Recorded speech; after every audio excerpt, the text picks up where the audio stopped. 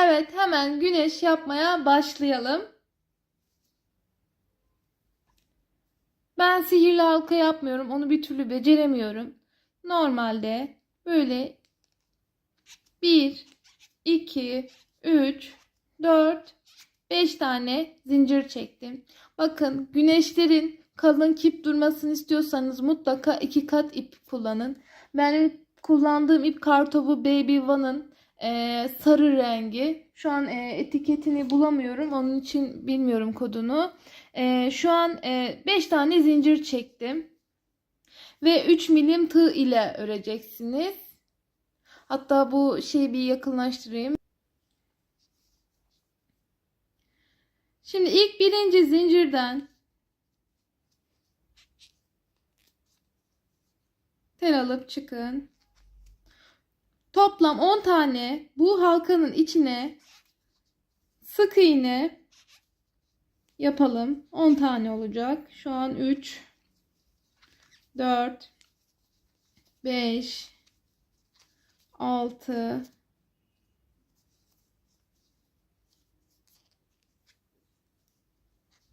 7,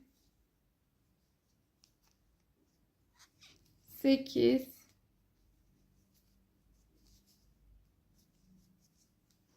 9 ve 10. 10 tane yaptık. Şimdi hemen sık iğnenin tepesinden tel alıp çıkalım ve direkt çıkış yaptık.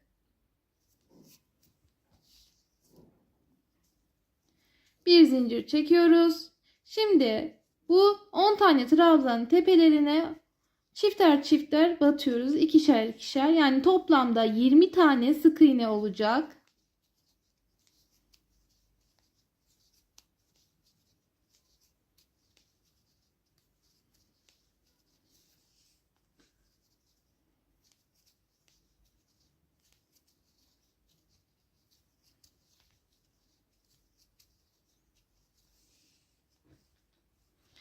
Şimdi güneş yapmamın sebebi ilk başta, çünkü bu crop hırkaları daha önceden anlattığım için önce aplikeyi anlatayım dedim. Sonra hırka videosunu tekrar yükleyeceğim. Genelde crop hırkalarda başlangıç, teknik hepsi birebir aynı. Farklı hiçbir işlem yok. Sadece yaş gruplarına göre sayıları değişiyor. Yayınlayacağım bundan sonraki gelecek video 1 yaş için hırka başlangıcı olacak. Videonun başında verdiğim sayıları mutlaka yapın. Daha büyük yapmak isteyenler varsa. Şimdi hemen birleştiriyoruz.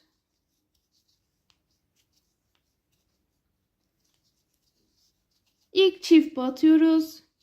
Sonra bir tek, bir çift, bir tek, bir çift,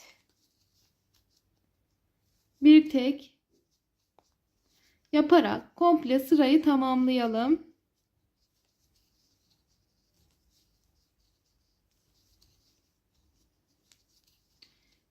Bildiğiniz güzel yüz yuvarlak bir oluşturacağız.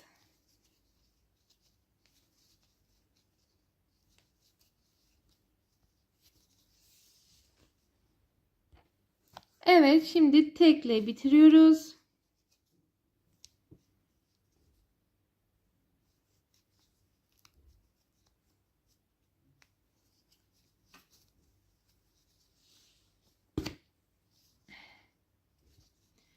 Tabii güneşi daha büyük yapmak isteyen varsa, hani bu mesela gözünüze küçük gelebilir.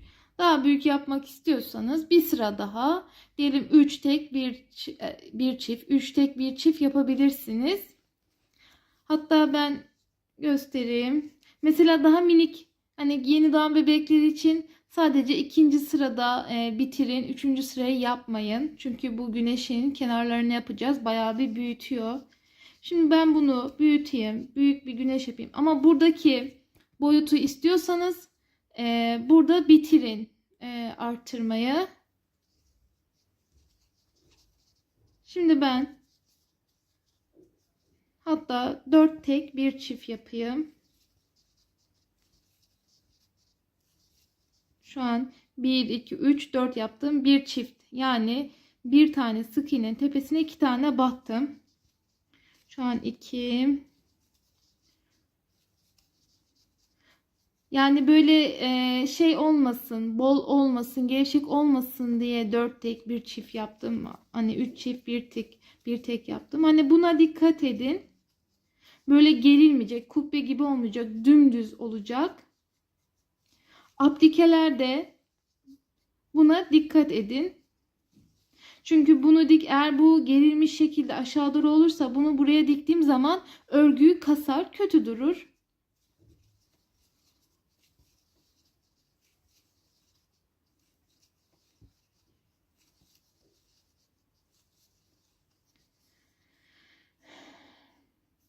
Şimdi hanımlar 1, 2, 3, 4 bu güneş yapmak istiyorsanız hiç arttırma yapmadan dümdüz sık iğne yapacaksınız.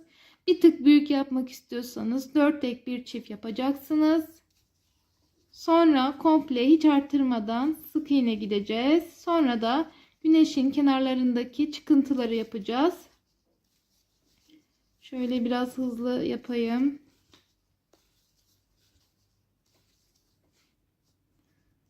Bir, iki, üç, dört ve evet, son çiftimi de yaptım. Şimdi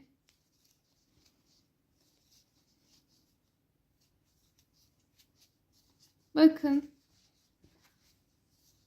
Şimdi daha arttırma yapmıyorum. Direkt sık iğne yapıyorum. Hiç arttırma olmayacak.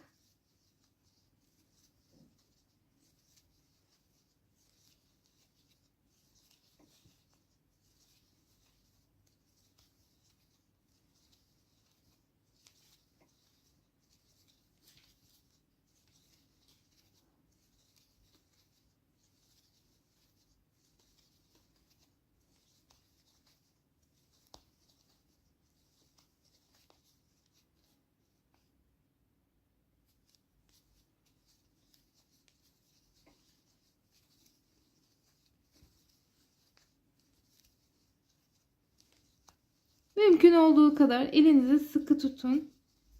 Böyle muntazam bir şekilde yapmaya çalışalım.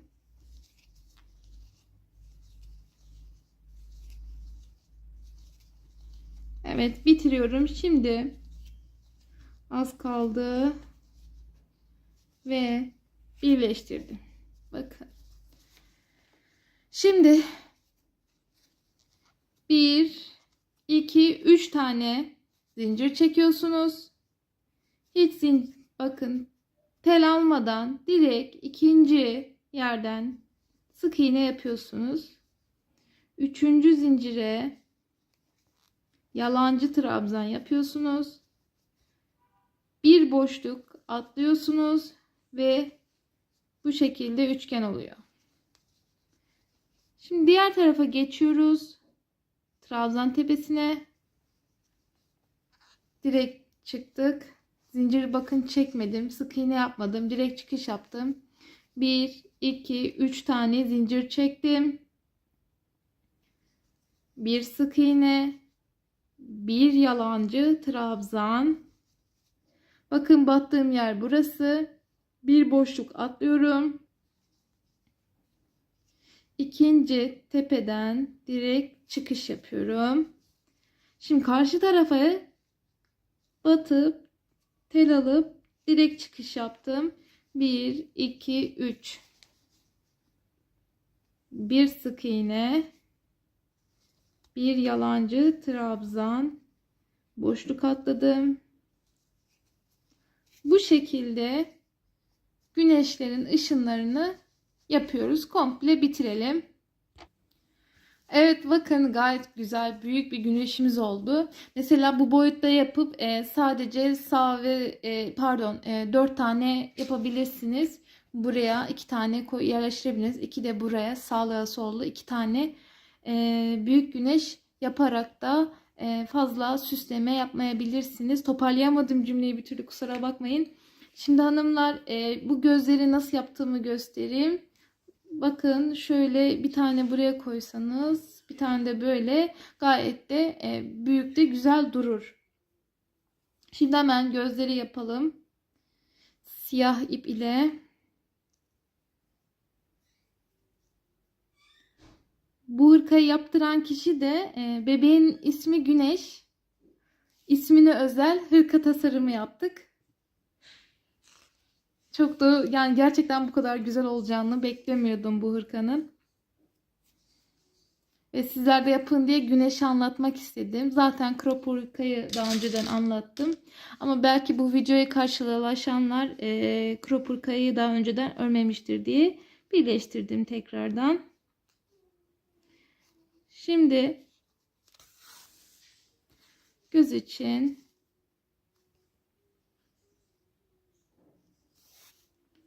böyle bildiğiniz boncuk kullandım. Normal amigurumi boncuğu falan kullanırsanız buna can dayanmaz. Çok pahalıya patlar size. Boncuk kullanarak hırkayı süsleyebilirsiniz. İnci de olabilir. Eğer böyle inciler oluyor. İp bir tuhaf oldu.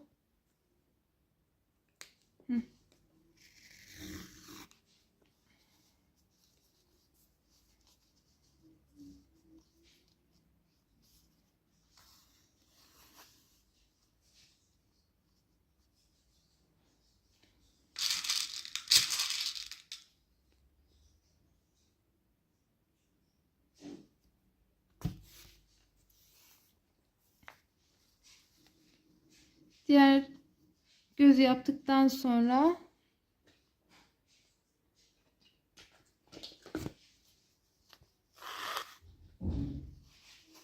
ağzı yapacağız.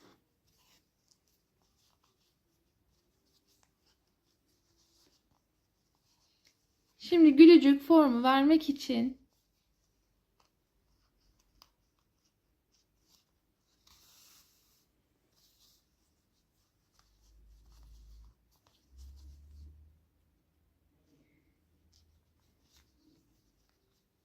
bakın zincirleme işlemesi var. Zincir yürütme. Onu yaparak gülücük formu verebilirsiniz.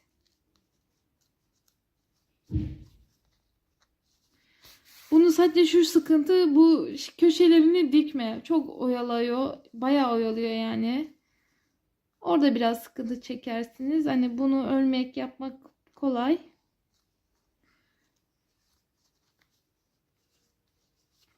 Bir de dikerken gülücüklerin tam aşağı doğru bakmasına da dikkat edin. Ve bu şekilde güneşimiz. Gerçekten çok güzel yani bu model. Şimdi hanımlar, tabii ki bu güneşi de çok güzel bir püf noktası vereceğim size. Dikişlerimi ben hep o şekilde yapıyorum, dikimlerimi. İpi katından ayırmak. Şimdi ben bunu bir böyle kalsın. Hemen göstereyim nasıl diyeceksiniz. Şimdi direkt bu Kartop'un Baby One'ın ipi kalın. Gayet bir kalın ip. Hani bunu direkt dikersem bu örgüye kötü duracak. Muntazam durmuyor. Fakat bu ipi ben böyle ikiye ayırırsam, bakın 3 tane, burada 5 katı var. Bunda 3 tane teli var. Bunda da 2 teli var. Tek tellen sağlam olmaz. Ama 2 tellen dikerseniz gerçekten çok muntazam düşüyor. Bakın ben 2 tel ve 3 tellen diktim. Hem ip tasarrufu da oluyor, hem de dikişleriniz muntazam oluyor. Bu detay gerçekten çok önemli. Buna dikkat edin. Bir de bakın arkasına fazla geçiş olmuyor. Bakın ince olduğu ip şeyi kötü durmuyor. Hani fazla iç tarafı da temiz kalmış oluyor. Bu şekilde hanımlar. Şimdi hemen hırka anlatımı başlıyor. Merhaba hanımlar, Ebebek Örgü YouTube kanalıma hoş geldiniz. Sizlere çok güzel bir hırka modeli anlattım. Bu sefer ilk önce güneş aplikesini anlatacağım. Sonraki videoda daha önceden anlattığım videoyu birleştirip tek bir video altında izleyebileceksiniz. Şimdi hanımlar, kullandığım ip Kartopu Baby One. Tam 2 yaş için 4 tane ip gitti. 1 yaş yapanlar 3 tane ip alabilir. Şimdi zaten videoda 1 yaş ölçüleri verdim. Bu hırka gördüğünüz üzere tam 2 yaş grubuna göre, hatta 3 yaş grubuna da göre diyebilirim. Şimdi hanımlar, 2 yaş grubu için şu an verdiğim ölçü, kayıt edin bunu, mutlaka not edin. Şimdi 1, 12, 24, 12, 1. Yani önler her zaman 1'dir. Kol 2 ve 3 yaşta 12, arka 24, kol 12, ön 1. Şimdi 0-1 yaş yapanlar 1, 10, 20, 10 ve 1'dir. Daha büyük yaş grubu yapmak isteyenler, her yaş grubu arttıkça zincir sayısı artar. Fakat öndeki zincir sayısı kesinlikle artmıyor. Her zaman 1'dir crop hırkalarda. Çünkü V düşmesi için bu sayı asla değişmez. Sadece bu kol 13 olur, 25 olur, 13, işte kol 15, arka 26, işte bu kol 14, 15, hani o şekilde sağlı sollu eşit bir şekilde arttıracaksınız. Birer zincir arttırırsanız idealdir. Çünkü bu crop hırkalarda önü açık olduğu için yaka zaten rahatlıkla olacak. Bir zincir arttırdığınız zaman yaş gruplarına göre sıkıntı olmayacak örgülerinizde. Bir de bu 2 yaşı ne kadar roba arttırabilirim diyeceksiniz. Şimdi burada bu kol arka robası 28, 1 yaşta işte 28, yeni doğanda 25, işte 2-3 yaşta 30, 4-5 yaşta 32, işte bu böyle sayılar ikişer üçer arttıkça sayı yaş grubu arttıkça roba sayı da artıyor. Bu genişliği. Hatta şöyle de yapabilirsiniz. Bir kazak, bir penye çocuğunuzun alıp arka robasını alın, hırkasını. Burasını ölçün, koltuk altını. Ona göre bu robayı arttırabilirsiniz. Şimdi kol boyu da mesela bu 2 yaşta koltuk altından buraya ölçtüğümde 25 santimdir. Zaten burayı böyle katladığımız zaman da eşit şekilde oluyor. Kol uzunluğu ve beden uzunluğu aynı olacak. Şimdi hanımlar, zaten videoda 1 yaş yaptık ama bu hırka 2 yaştır. Size şu an ölçüleri verdim. Ona göre siz ayarlayın. Büyük beden çok soruyorsunuz bana. Şimdi ben büyük beden hiç çalışmadım, bilmiyorum. Ama tahminen büyük bedenlerde zaten ön 1'dir. Ama kol mesela 20 deneyin, arkayı işte 40 deneyin, bu kol 20, bir deneyin. Bir bakın kendi boynunuza, bir ölçün nasıl oluyor. Kendi üzerinizde deneyerek o zinciri, çektiğiniz zinciri kendi boynunuza bir deneyin. Hani ya da bir elbise, hırka, işte penye, kazak gibi hırkalardan ölçü alarak hırkanızı oluşturabilirsiniz. Ben genelde ölçümü bu şekilde alıyorum. Terzilik bilgim olduğu için kalıp çıkarmayı biliyorum. Çocuğumun kıyafetlerini kalıp gibi kullanıyorum. Bu da size küçük bir bilgi. Şimdi kullandığım ip Kartopu Baby One. 1 yaş yapanlar 3 adet alsın. 2 yaş yapanlar 4 adet alsın. 3-4 yaş yapanlar 5 adet mutlaka alsın. Yeni doğan 0-3 aylık yapanlar mutlaka 2 ip. Tığ örgülerde 1 ip yeterli olmuyor. Ve bu güneş için kullandığım ip de Kartopu Baby One'ın sarı rengi, koyu sarı rengi. Ve beyazı ördüğümde 2,5 milim tığ kullandım. Sarı içinde 3 milim tığ kullandım. Fazla uzatmayayım. Hemen örgüye başlayalım. Zincir çekelim. Sayarak zincir çekeceğiz. Şimdi düğüm yaptık. 1. Zaten crop hırkalarda ön her zaman 1'dir. 1, 2, 3 yaş, 4 yaş, 5 yaş, hangi yaş grubu yapıyorsanız ön her zaman 1 zincirdir. Şimdi 1 yaş yapanlar 10 zincir çeksin. 2-3 yaş yapanlar 11, 12 zincir çeksin. Yaş büyüdükçe birer zincir arttıralım. Şimdi ben 1 yaş 6 aylık 1 yaş yaptığım için 10 tane zincir çekiyorum. 1, 2, 3, 4, 5, 6, 7, 8, 9, 10. Bu 10 tane zincir kol oluyor. Bir ön, 10 kol. Şimdi arka için 20 tane zincir çekeceğiz. 2, 3 yaş, 4 yaş yapanlar 21, 22, 23, 24 bu şekilde zincirleri büyütsün. Birer her yaş grubuna bir zincir fazla çekin. Ben şimdi 20 çekiyorum. Yeni doğan yapanlar da 1, 10, 20 bu sayılarla başlasın. Şimdi 1, 2, 3, 4, 5, 6, 7, 8, 9, 10, 11, 12, 13, 14, 15, 16, 17, 18, 19, 20. Zinciri çekerken mutlaka gevşek çekin. Sakın sıkı çekmeyin. Şimdi kol arkaya çektik. 20 yaptık.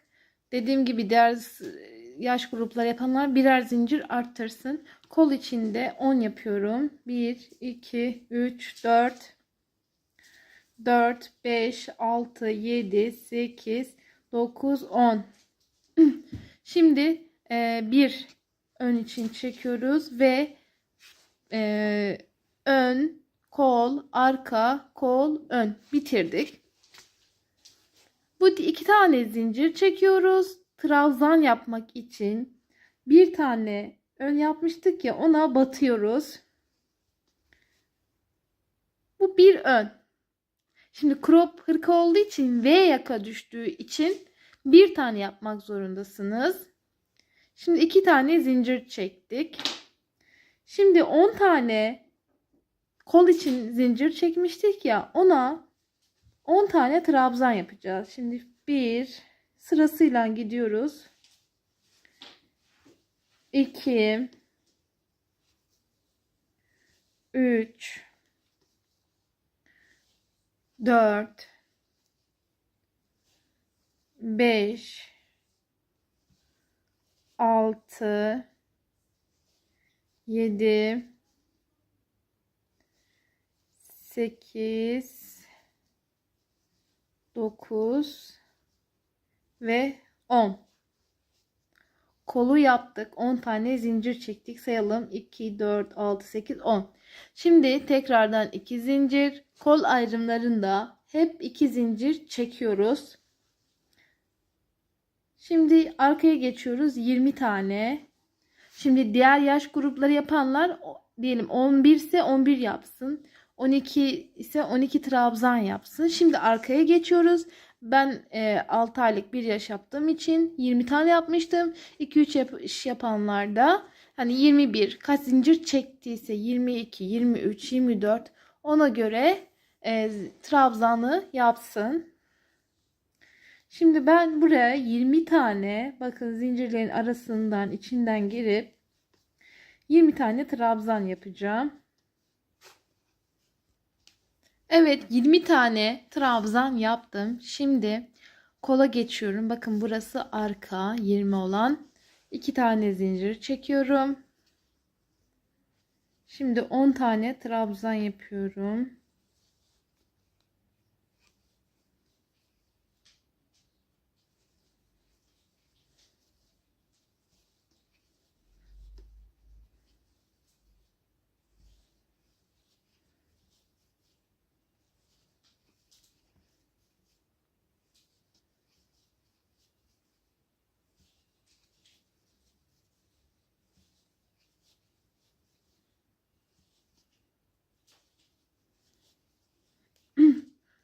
İki, 4, 6, 8, 10. Evet, son bir tane. Ben sayıyorum. Mutlaka siz de sayın. Şimdi bir tane zincir kaldı. Orası da ön oluyor. 2 tane zincir çekip hemen bakın bu şekilde ilk sıramızı bitiriyoruz. Şimdi 2 tane zincir çektim. Trabzan yaptık. Ondan sonra 2 zincir çekiyoruz.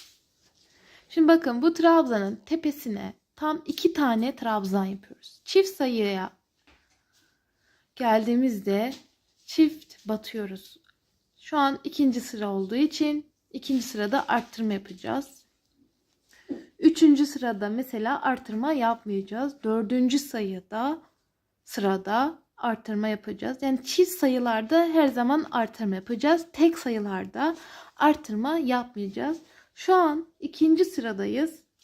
Onun için artırma yapacağız bu kol ayrımlarına. Şimdi bakın trabzanın tepesine 2 tane battım.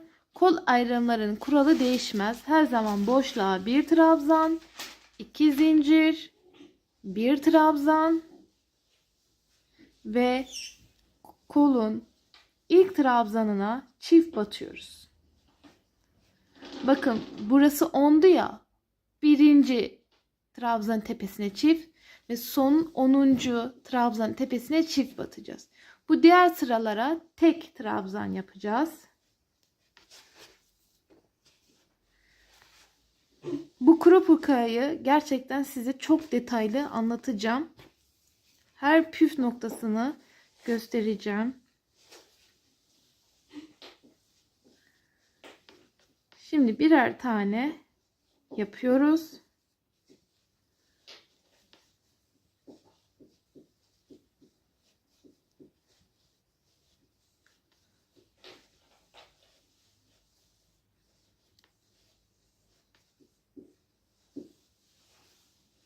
Evet. Bakın son 10'uncuya geldiğimiz için 2 tane yaptım. Şimdi pardon, yanlış yaptım. Burada değil. İpim karıştı bu arada. Eyvah eyvah. Şimdi boşluğa batıyorum. 1 trabzan, 2 zincir, 1 trabzan ve kol ayrımını yapmış oldum.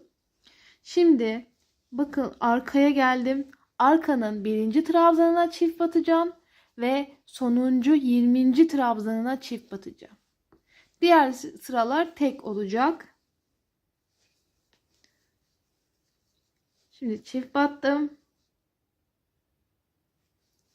Şimdi hiç artırma yapmadan 20. trabzana kadar örüyorum. Düz tek trabzan yapıyorum.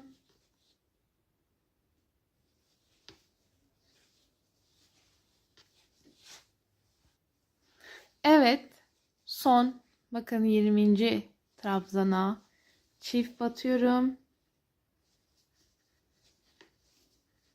Şimdi kol ayrımına 1 trabzan, 2 zincir, 1 trabzan, 2 tane şu an batıyorum trabzan. Şu an kola geçtim.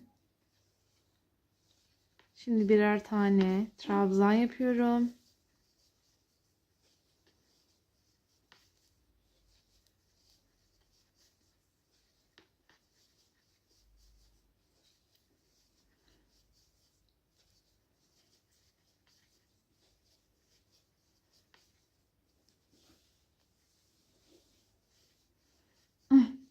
Şimdi bakın buraya da çift battım. Şimdi bakın boşluk, 1 trabzan, 2 zincir, boşluk, 1 trabzan.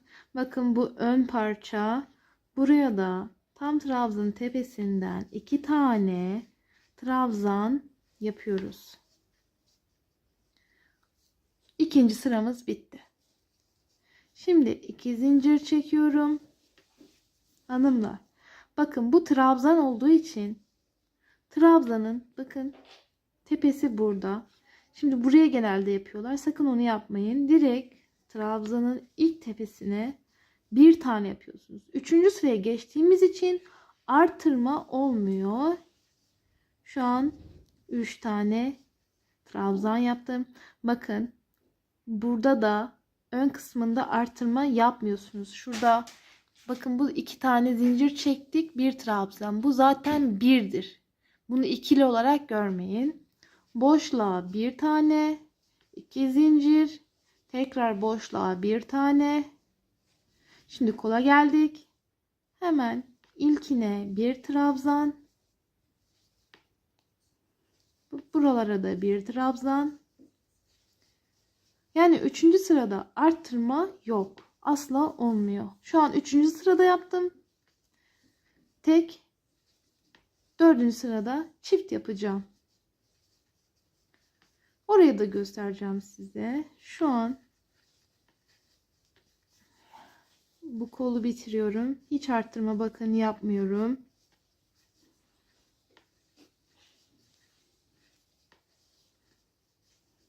Evet bakın son trabzana geldim. Bir tane yaptım.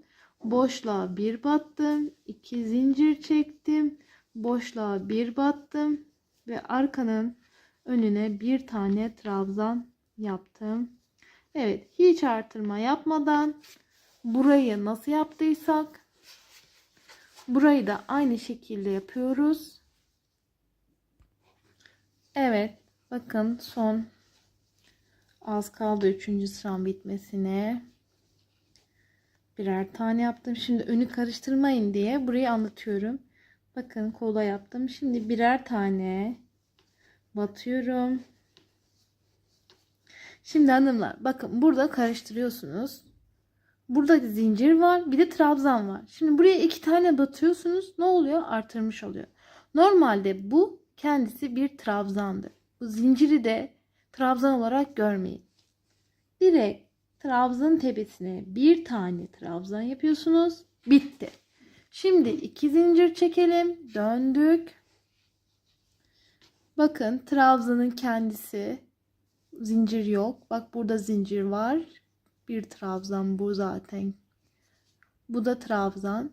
Direkt trabzanın tepesinden batıyorsunuz.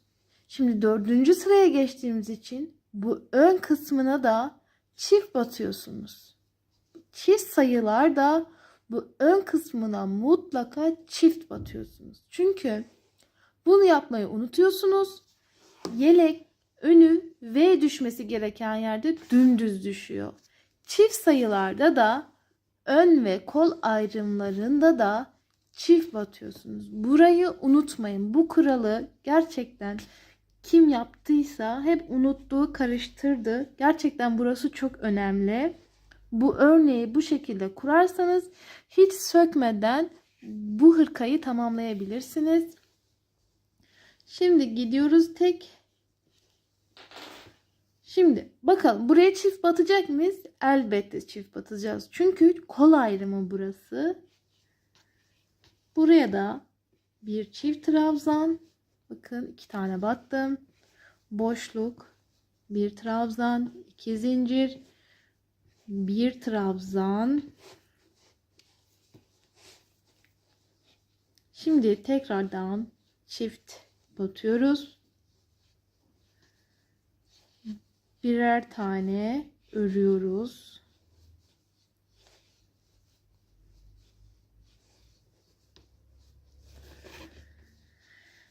Burayı da göstereyim. Şimdi tek yapıyoruz. Bakın 2. sırada hep artırma yapmıştık ya. 4. sırada da aynı şekilde artırma yapıyoruz. Yani şu an mantık aynı ilk 2 sıradaki gibi uyguluyoruz. Robayı bu şekilde büyüteceğiz. Şu an çift yapıyoruz. 4. sıra bittikten sonra 5'te hiç artırma yapmayacağız. Bakın buraya da çift batıyorum. Tekrar. Şimdi arkanın robasına geçtiğimiz için buraya da çift batıyorum.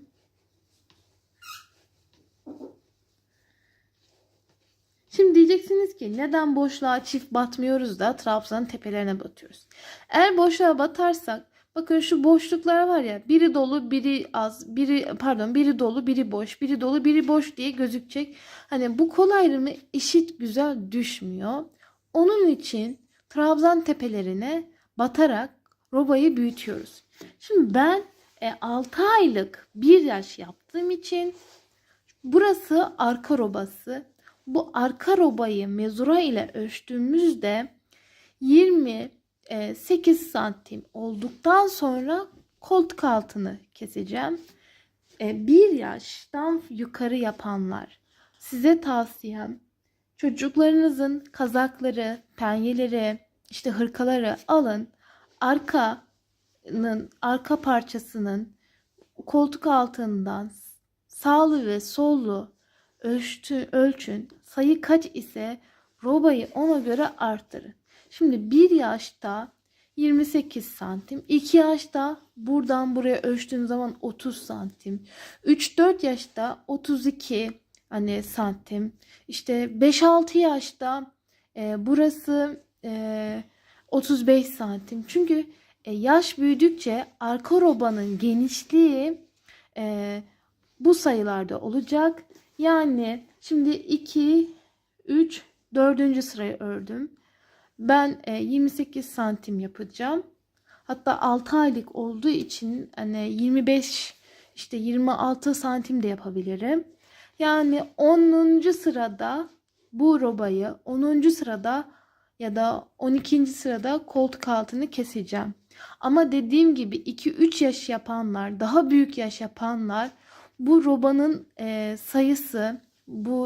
sayısı yani 14'ü 15, 16 olabilir. İşte roba sayısı büyüdükçe arttırma ve tek mutlaka yapılacak. Yani tek, çift, tek, işte çift devam edecek. Roba sayımız istediğimiz ölçüye gelene kadar. Şimdi ben bu arkası 26, 28 olana kadar öreceğim. Ama tek, çift yaparak bu öndeki yeri de sakın unutmayın. Bakın tek, çift, tek yaptım. 4. sırayı burada ördüm. Mesela tek, çift, tek, çift. Şimdi 5. sırada tek olacak. 6. sırada çift olacak. Şimdi çift sayılarda mutlaka kol ayrımlarının her yerine çift batacaksınız. Tekli sayılarda her yerine mutlaka tek batacaksınız. Bu konu üzerinde durmamın sebebi gerçekten bu robayı kurarken burada çok karıştırılıyor. Çok soru geliyor bana. Hatta bir ara ekiple çalışırken onlar da burada çok sıkıntı yaşamıştı. Onun için bu konu üzerinde durdum. Şimdi robamızı örmeye devam edelim. Arka robamız istediğimiz sayıya geldikten sonra koltuk altını keseceğiz. Evet hanımlar, tam 2, 4, 6, 8, 10, 11 sıra ördüm. 12. sırada koltuk altı birleştirmesini yapacağım. Şimdi dediğim gibi daha büyük yapan kişiler buradan buraya ölçsün, iki kol ayrımını arka yere. Bakın ben mesela ölçtüğümde 25 santim geliyor. 24-25 santim geliyor. Benim için ideal bu. Çünkü 6 aylık yapacağım. Hatta hani 1 yaş 6 aylık 1 yaş arası yapacağım. Daha büyük yapanlar hani diyelim 2 sıra daha atsın. Diyelim 1 yaş yapanlar 2 sıra daha atsın. Buradaki sayı 28 santim olsun. 3-4 yaş yapanlar işte dediğim gibi önce videonun başında 30-32 santim olsun. Yani birkaç sıra daha örerek bu arka robayı büyüteceksiniz. Şimdi kol için de hemen gösterelim. Kol ayrımına kadar geldim. Şu an arttırma da olduğum için bir çift arttırma mesela tekti burası. Çifte koltuk altını kesiyorum.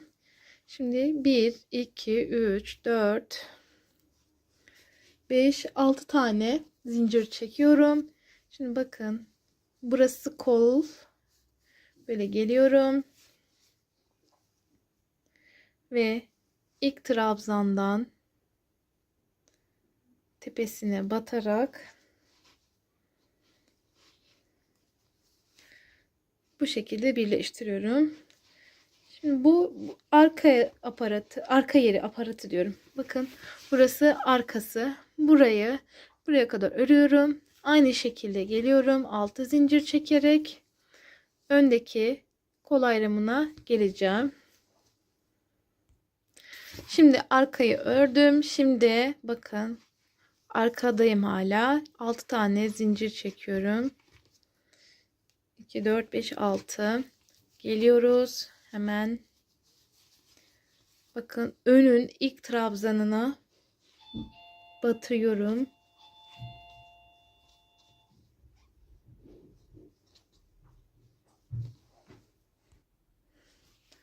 Evet, 6 zincir çektik. Hemen önü trabzan yaparak bitirelim.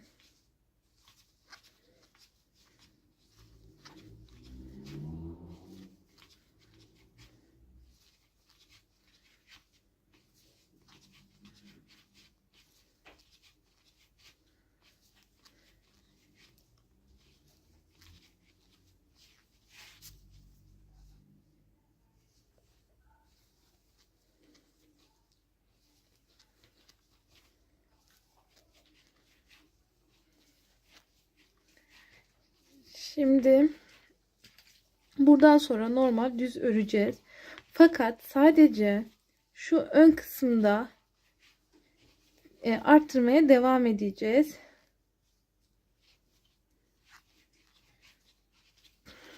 Şimdi bakın, koltuk altı birleştirirken zaten çift başlamıştım. Önü de çift bitirdim. Şimdi çift yaptığıma göre tek yapacağım.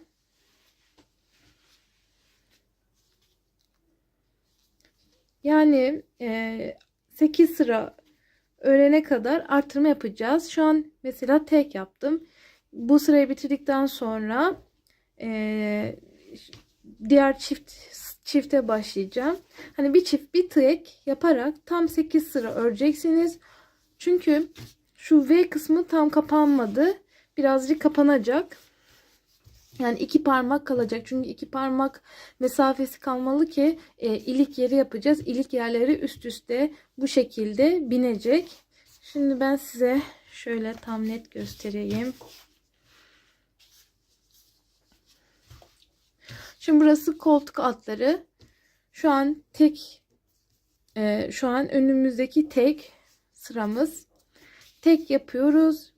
Buraya da tek yapıyoruz. Dönerken çift yapacağız. Bu birinci çiftimiz koltuk altından.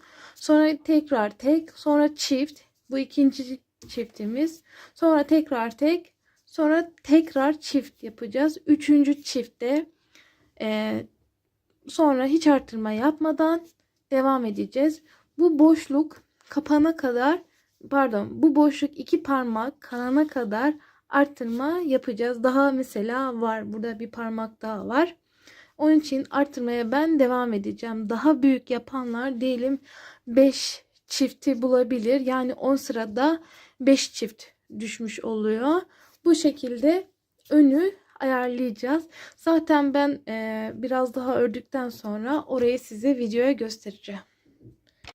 Evet hanımlar, koltuk altından sonra ben 2, 4, 6, 7 tane, pardon 7 sıra olmadı. Şimdi 7 tane sıra ördüm. 7 sıra örerken tam bir çift, bir tek, bir çift, bir tek. Önde toplam 3 tane çiftim oldu. 3 tane de tekim oldu. Şimdi hanımlar, bu detayı atlamışım. Sağlı sollu koltuk altında mutlaka birer çift batın. 4 sırada bir çift. Mesela ben ikinci sırada çift batmışım. Bir daha 4. sırada çift batmışım. Çünkü yeleğin altı aşağıya doğru darlamasın diye, hani daralmasın diye mutlaka sağlı sollu koltuk altında çift batıyorum. Bakın şurada göstereyim size. Bakın ilk sırada yapmadım. İkinci sırada çift battım. 1, 2, 3, 4 ve 4. sırada çift battım. 4 sırada bir, 5 sırada bir çift mutlaka batacaksınız. Ben artırmamı bitirdim. Şu öndeki kısmından bahsediyorum şu an. Bundan sonra hiç artırma yapmadan 10 sıra daha öreceğim. 6 aylık yaptığım için 18 sıra 18 sıra olacak koltuk altından aşağıya. 1 yaş yapanlar işte 20, 2 yaş 22, 3 yaş 24, bu şekilde sayıyı artırsın. Ölçüleriniz çocuklarınızın kazakları ve hırkaları, penyelerinden olsun. Ona göre örmeye devam edeceksiniz. Bu arada şimdi daha büyük yapanlar, bu öndeki V formu daha geniş, büyük diyelim, bu kadar bir parmak kaldıysa onlar artırmaya devam edecek. Mesela ben 7 sırada 3 artırma yaptıysam Siz diyelim 10 sırada 5 artırma yapacaksınız. 15 sırada diyelim 7 sıra artırma yapacaksınız. Hani bir çift bir tek, bir çift bir tek, gene bu başından yaptığımız arttırmanın sırasına göre devam edeceksiniz. Şimdi benim için bakın göstereyim size, nasıl bu artırmayı nasıl anlıyorsunuz da bitiriyorsunuz diyeceksiniz. Şimdi biz buraya sonradan ilik yeri, pat yeri yapacağız. Onun için 2 parmak boşluk kalacak ve bu ölçü, şu anki bu ölçü çok doğru. Siz de hırkalarınızda ilik ve pat yeri bu diyelim tekabül 3 santim oluyor. İlik yeri eğer 3 santimse böyle ben parmağımla ölçü alıyorum. Bu şekilde ölçü alarak arttırmayı artık bırakıyorum. Ondan sonra dümdüz hiç arttırma yapmadan örüyorum. Şu an mesela göstereyim size. Bundan sonra hiç arttırma yapmayacağım.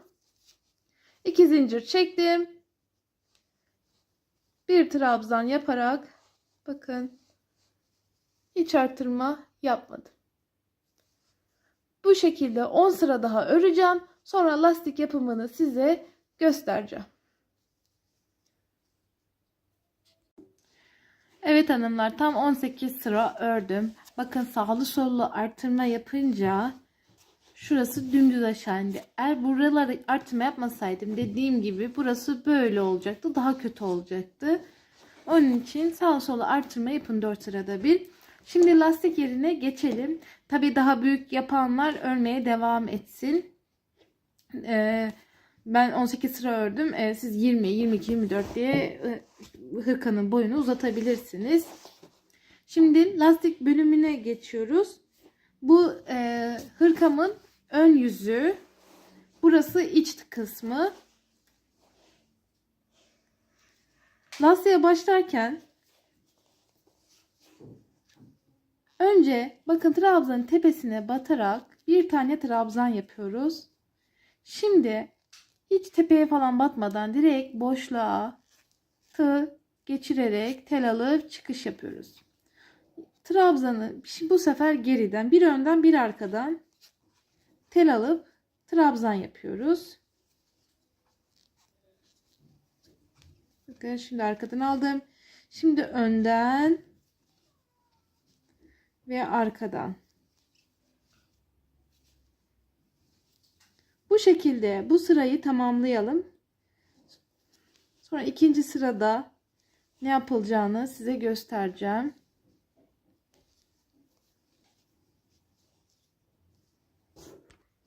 Evet, son birkaç trabzanım kaldı.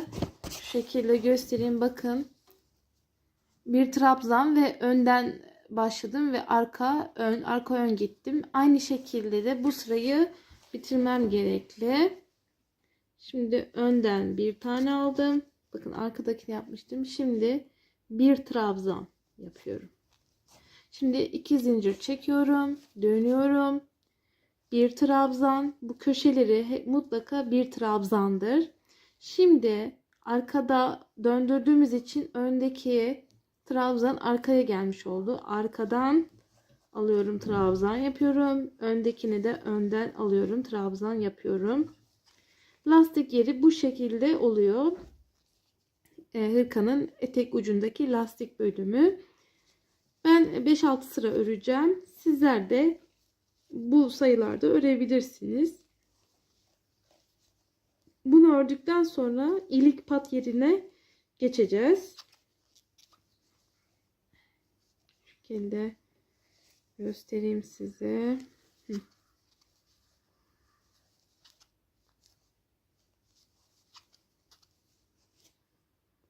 Evet, bitirelim. Sonra ilik yerine geçeceğiz. Tam 5 sıra ördüm. Sık iğneyi yeleğin düz tarafından, ön kısmından mutlaka yapacaksınız. Ters kısmından sık iğne yapmayın. Çünkü ters kısmından yaparsanız yeleğin ön kısmında kötü durur. Muntazam düşmesi için sık iğneyi yeleğin ön kısmından başlayalım. Şimdi lastik yerini yaptım, bitirdim. Bakın bu şekilde trabzanın ortalarından giriş yaparak, bakın burada da tepeler, trabzanın tepesi. Şu an zincirin böyle ortasından girdim aldım. Şu an tepeleri, yani bir trabzan tepesi, bir de trabzan ortası. Şu an zincirdeyim. Zinciri böyle içinden girip çıkıyorum. Hani bir tepe bir orta, bu şekilde batarak sık iğneyi yapın. Şimdi burada lastik olduğu için pek anlaşılmıyor. Şimdi size göstereceğim. Bakın. Bu trabzanın bu boşluğuna batmayın. Delikli delikli duruyor. Böyle ipi trabzanın ortasını böyle geçirin. Yarın yani. Sık iğne yapın. Trabzanın tepesi. Şu an 2 tane zincir. Zincirin ortasından girdim. Şu an tepesi. Bu şekilde komple sık iğne yapalım. Sonra trabzan yapacağız. Bitirdikten sonra orayı da göstereceğim size. Evet, son sık iğneyi de yapıyorum.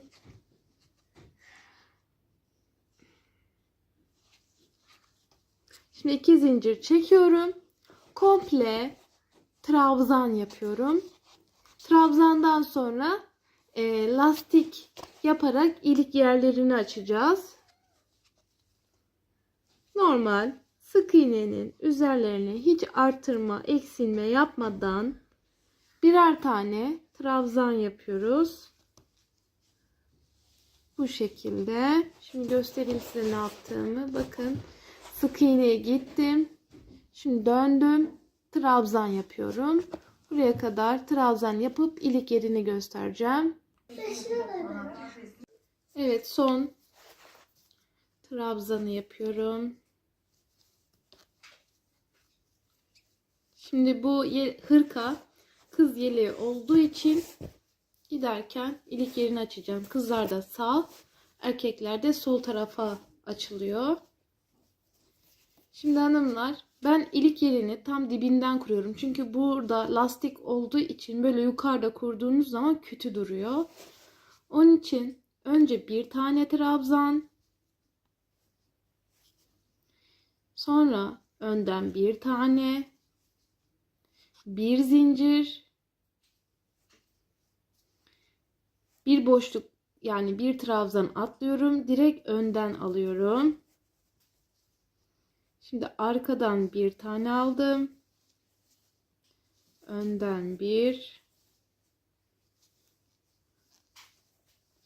Arkadan bir. Bakın, normal lastik yeri gibi örüyorum. Bakın, burası ilik yerim.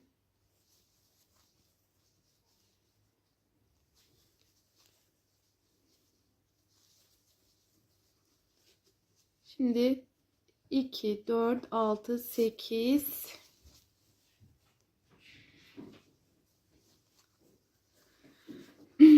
Pardon, 2, 4, 6, 8, 10, 11.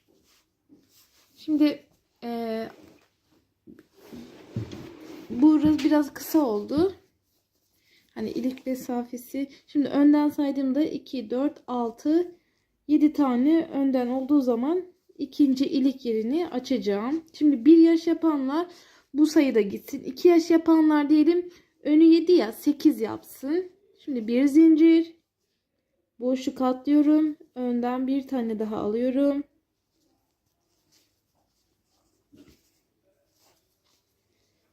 Şimdi tekrardan 2, 4, 6, 7, pardon, 1, 2, 3, 4, 5, 6, 7 öndekilerini saydığım zaman önden 7 tane var. Buraya da 7 tane önden yaptıktan sonra ilik yeri açacağız.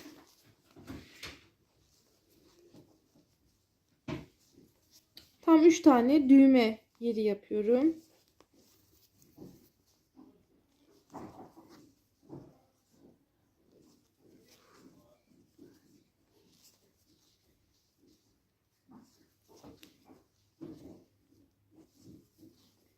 Sayalım. 2, 4, 6, 7. Yani bakalım, 2, 4, 6, 8, 10, 12, 13. 13'ünde bir zincir çekip ilik yerini açıyorum. Şimdi komple bu trabzanı lastik yaparak bitiriyoruz. Sonra tekrar dönüyoruz lastik yaparak. İlik yerlerini göstereceğim. Bakın son geldim. Önden bir tane ve trabzanın tepesine batarak normal trabzan yapıyorum. Nasıl başladıysam öyle bitiriyorum. Şimdi dönüyorum. Bir trabzan, önden bir tane, bu şekilde lastik yerini yapıyoruz. Sonra ilik yerini ne yapacağınızı göstereceğim. Evet hanımlar, diğer iki ilikleri yaptım. Son iliği size göstereceğim. Şimdi bakın, son önden aldım. Şimdi arkadan alıyorum. Bu boşluğa bir tane trabzan yapıyorsunuz. Sonra bakın, arkadaki trabzanı arkadan alıyorsunuz. Sonuncusu trabzan olduğu için trabzan ile bitiriyorsunuz. Diğer ilikleri bakın, ortada sadece bir trabzan. Şu şekilde göstereyim. Bakın, öndekiler önden, ortadakini bir trabzan aldım. Şimdi ilik yerimiz bitti. Sık iğne gideceğiz. Komple çevresini. Sık iğneyi de hırkanın ön kısmından gidiyorsunuz. Döndürün. Şimdi böyleydi. Şimdi döndürdüm. Ters döndüm. Şu an hırkanın ön kısmını ve dip kısmını sık iğne ile bitiriyorum. Şimdi bundan sonra da kola geçeceğiz. Size kolu göstereceğim. Bakın, sık iğne ile dediğim gibi şu böyle komple hırkanın çevresine gidin. Sonra altını da sık iğne ile gidin ve bitirin. Şimdi hanımlar, hırkaya kol nasıl yapılır onu göstereceğim. Yeleğimizin düz kısmı bu tarafı. Şimdi buradaki fark ettiyseniz katmanlar var. Bir ters bir düz, bir ters bir düz gittiğimiz için katman oluştu. Bu katmanın devamı için de kolda da bir ters bir düz, bir ters bir düz gideceğiz. Yani bir içten öreceğiz, bir dıştan öreceğiz. Şimdi burası trabzanın düz tarafı. Biz trabzanın ters tarafından öreceğimiz için kolun iç kısmından öreceğiz. Şimdi kola bir de bakıyoruz genişlik nasıl diye. Biraz gözüme dar geldi. Bunun için şu zincirler var ya, kol ayrımı için yaptığım 2 zincir. Oradan teli takıyorum.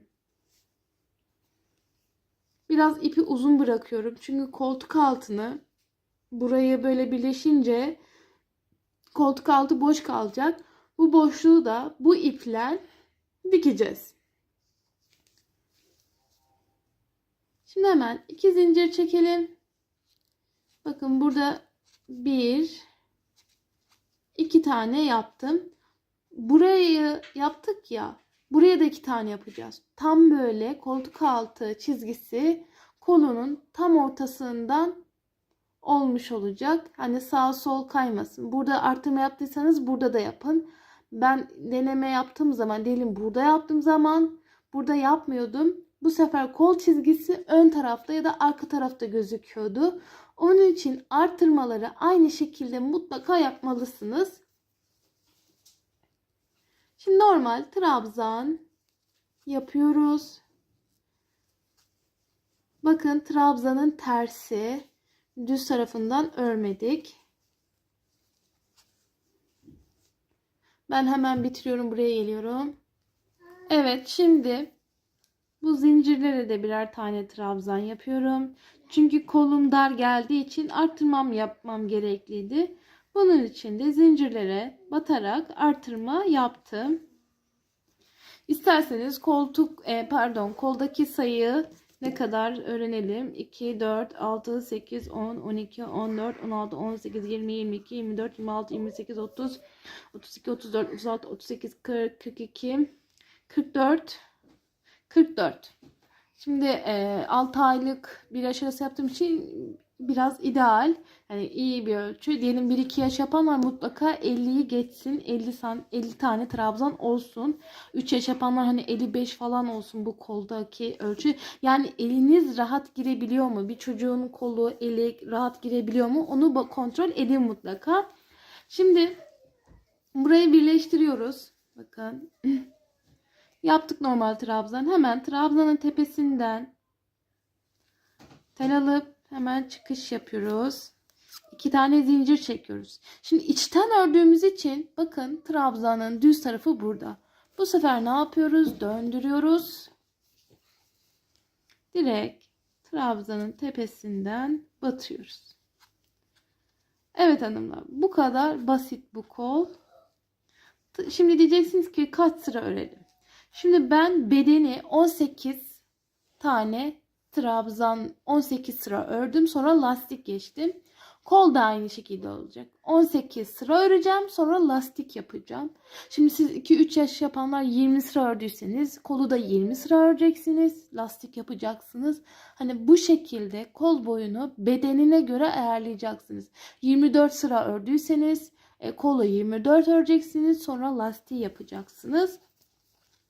Şimdi bu kolu yaptıktan sonra koldaki manşetteki lastik yani şu bilekteki bakın şimdi ne oldu? Kol gevşek ama manşet kısmı, bilek kısmı dar. Şimdi bu uygulamayı örgüde nasıl yapacağımı göstereceğim size. Eksiltme yapacağız. Şimdi 18 sıra öreyim. Sonra manşeti göstereceğim size. 18 sıra ördüm. Kolu bitirdim. Bakın birleştirme yeri ne kadar muntazam düştü. Şimdi buraya manşet yapacağız. Burayı gösteriyorum ki bakın şimdi son bir trabzan kaldı. Yapıyorum. Birleştirdim. Şimdi dışarıdan örüyorum ben. Manşeti yaparken tek yön yapacağız. İç dış yapmayacağız lastiği yaparken. Şimdi önden bir tane, arkadan 2 tane alacağız.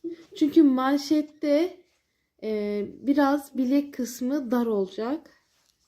Kol gibi geniş olmamalı. Kötü duruyor çünkü. Bakın arkadan 2 tane.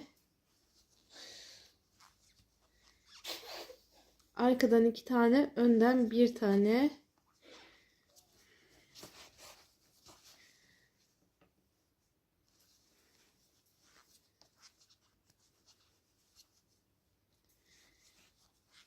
İlk sırayı bu şekilde tamamlayalım.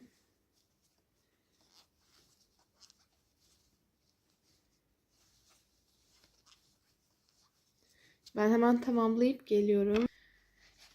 Şimdi son trabzanları yapıyorum. Sadece bu eksiltme işlemi ilk sırada oluyor. Sakın bunu karıştırmayın. Şimdi ikinci sıraya geçtik. Bakın bir tane trabzan arkadan önden. Bakın önden almış. Bu zincir. Bunu buraya geldiğimiz zaman ikisini bir alacağız. Şimdi öndekini önden, arkadaki trabzanı da arkadan alıyorsunuz. Öndekini önden, arkadaki trabzanı da arkadan alıyorsunuz. Bakın ne kadar güzel oldu. Şimdi bu şekilde komple sırayı bitiriyorsunuz. 5 sıra ben ördüm. Sizler de 5 sıra örebilirsiniz. Bakın göstereyim size. Manşetimiz bu şekilde. Devam ediyorsunuz sırayla. Şu an ikinci sırayı örüyorum. 3 sıra daha manşeti bitireceğim.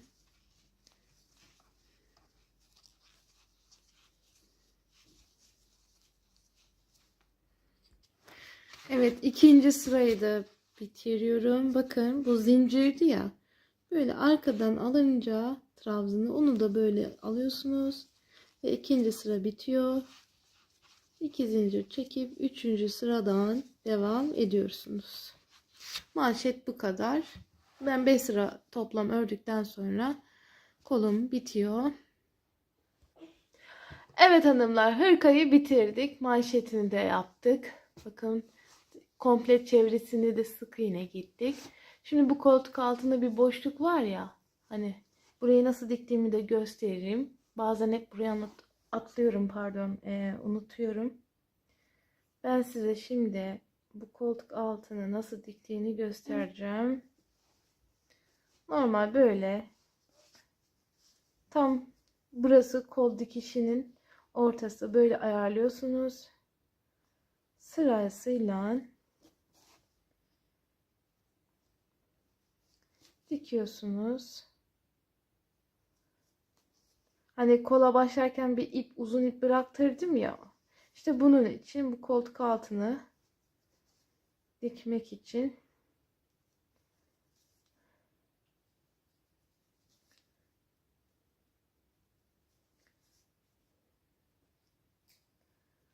böyle ayarlıyorsunuz. Ben şimdi daha detaylı dikerim. Bakın koltuk altı çok güzel oluyor bu şekilde. Evet hanımlar, hırkayı bitirdikten sonra süslemesini siz çok güzel bir şekilde yapacağınızı biliyorum. Bakın hanımlar, o kadar güzel ki, yani aslında mesele burada hırkanın kendisi değil, kesinlikle süsleme tekniği. Bakın çok muntazam, çok şirin oldu. Bilmiyorum, sayfaya atınca bayağı bir sipariş alacağımı düşünüyorum bu hırkadan. Aslında bu hem erkek hem kız modeline de gider diye düşünüyorum. Şimdi YouTube kanalıma abone olursanız sevinirim. Beğeni ve yorumlarınızı bekliyorum. Bir dahaki videoda görüşmek üzere. Herkese şimdiden kolay gelsin.